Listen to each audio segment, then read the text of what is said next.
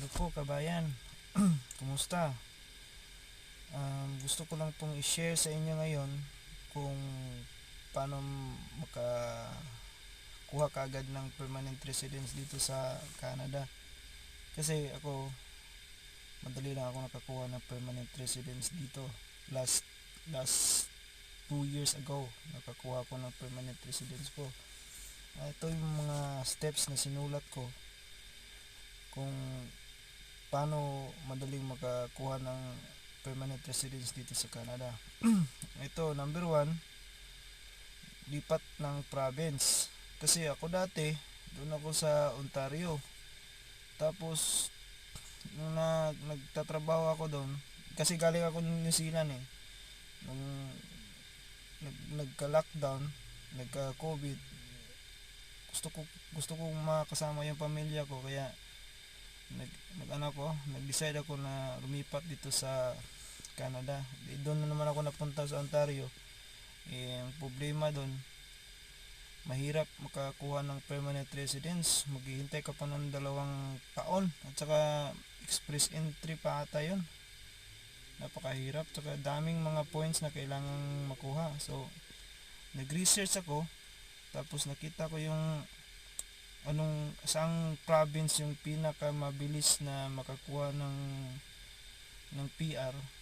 Doon nakita ko yung may 5 province ako nakita na madali makakuha ng PR. So yun dapat gagawin nyo, lipat ka ng province. So next step, maghanap ka ng employer. Ang nahanap ko na employer, bago ka lilipat, maghanap ka muna. Pag nakahanap ka na ng gusto mong province na lilipatan, maghanap ka na ng next step, maghanap ka na ng employer. Kasi ang mangyayari diyan, kapag lumipat ka tapos wala ka pang employer, wala kang trabaho doon, anong gagawin mo doon? So pag nakahanap ka ng employer, ang dapat tingnan mo yung mga provincial nominee. Hanapin mo yung ganyan na pathway, provincial nominee. Yung sa akin kasi provincial nominee kasi yan eh. Pagdating ko, hindi ay nung nakahanap ako ng employer, ang ginawa ko, nag-research ako doon sa Indeed. Tapos lahat ng mga nakalagay doon na hiring, send ko kaagad ng CV. Habang nagtatrabaho ako doon sa Ontario sa isang pig farm, nagsisend na ako ng CV. Kahit anong trabaho, pinasukan ko. Basta kung saan na province yung gusto mo, doon ka mag-apply. Kahit anong trabaho pasukin mo. Everyday 100 resume yung pinapasa ko everyday. So after siguro mga 1 week, may nag-message, maraming nag-message sa akin. Tapos nung nag-interview ako, number 1 ko talagang sinasabi sa employer, gusto ko talagang magkaroon ng PR.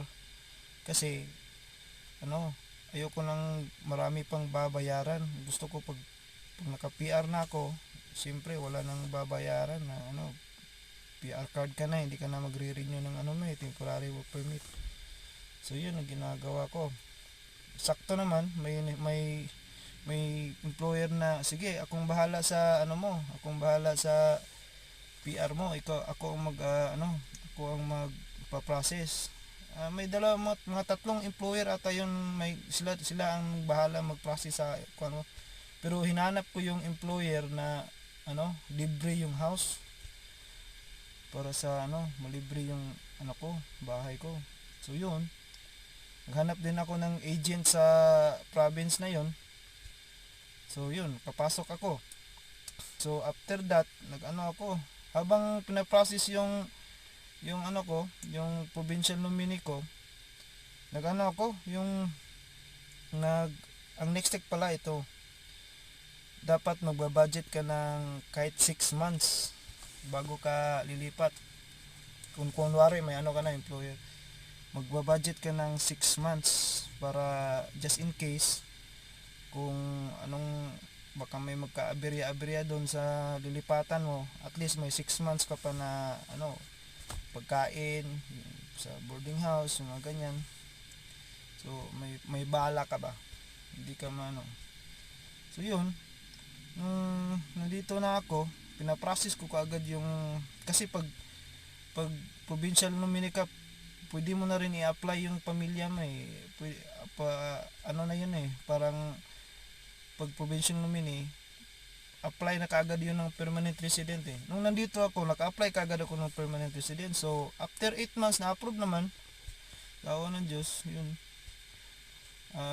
Mahirap nga nun sa akin kasi nandun ako sa Ontario, wala akong, may mga kaibigan ako doon.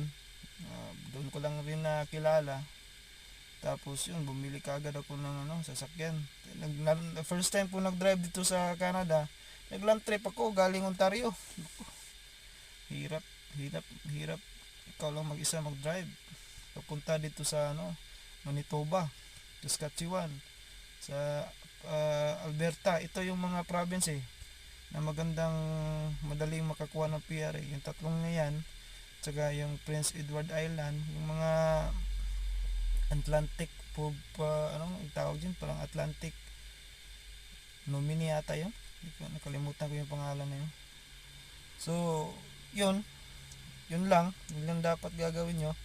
Kung may mga katanungan kayo, just comment lang below. Tapos paki-like na lang at saka subscribe. Tsaka kung may mga ibang mga pa kayo, kasi yung mga comments nyo, babasahin ko yan. Tapos kung may mga pwede pa kong ma-share, magagawa ulit ako ng video sa nyo, sa comments nyo.